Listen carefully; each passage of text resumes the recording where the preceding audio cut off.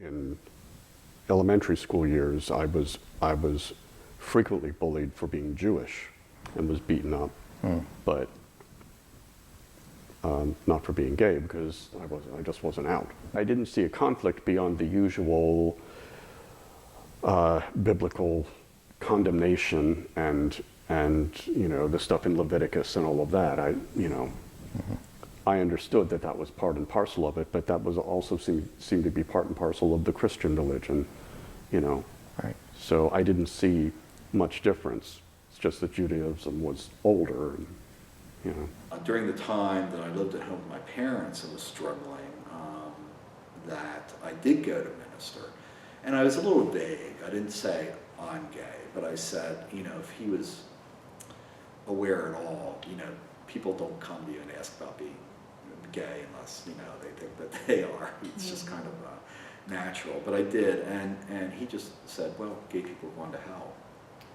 And, that's what I dealt with. And that certainly didn't help things. My family went to a UCC church, and then we started attending an evangelical free church.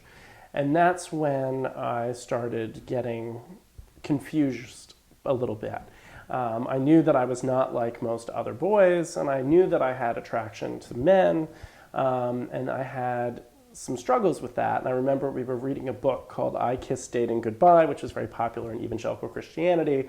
And the whole book is written on the premise that they break the boys and the girls up, and they talk to the boys about their attraction to girls. And I'm thinking, I've got this down.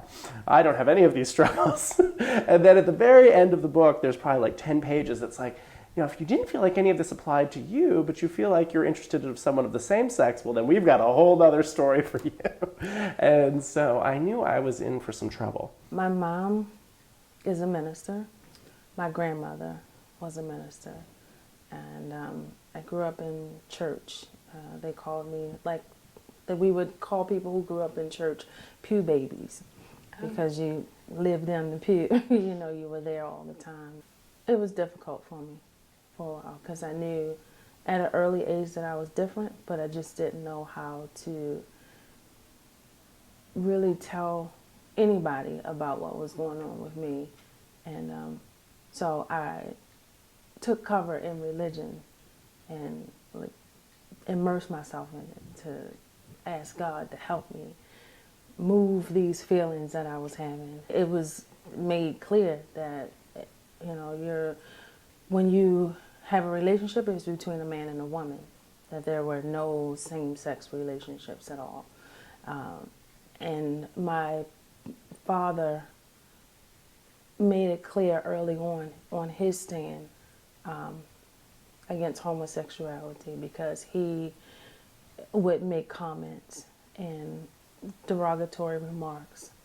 And so I knew that in the back of my mind that I couldn't tell him. And but in church, like I said, they just made it clear that was their stand. And and if you wanted to be a part of God's kingdom, that you had to do away with all evil works and all this stuff. So, but like I said, I knew at an early age that was who I was, and so I tried to pray it away. And I would be at the altar praying and tarrying and waiting on the Holy Ghost to make it happen, and it didn't happen. It didn't happen. So. When I was 15, there was a small library in our church, and I remember kind of going in and looking through things, and there was this book, black cover with Fire of Hell on it, and it was homosexuals. That was the title, something like, homosexuals burning sin.